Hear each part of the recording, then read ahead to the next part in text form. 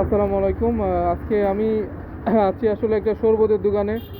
এই যে আমাদের এক বড় ভাই ক্যাম্পাসের পাশে ইসলামনগরে এবং মাঝে মাঝে ক্যাম্পাসেও বিক্রি করে। এই যে বিভিন্ন বনজ যে উদ্ভিদগুলো আছে তাদের বিভিন্ন শিকড়, মূল এবং বিভিন্ন ধরনের জিনিস দিয়ে আসলে অ্যালোভেরা আছে, তারপরে তকমা তকমা আছে, গুড় বা অন্যান্য হ্যাঁ, বিভিন্ন ধরনের বনজ উদ্ভিদের বনাদি ওষুধ দিয়ে এটা শরবত তৈরি করি তো। বনজ ওষুধ যেগুলো সেগুলো দিয়ে আসলে শরবত তৈরি করে। সবাই এখান থেকে আসলে প্রতিদিনই নিয়ে যায়। হ্যাঁ, বিভিন্ন এটা অসুস্থ মানুষের জন্য এটা কাজ দেয় বা কোষ্ঠকাঠিন্যর জন্য কাজে দেয়।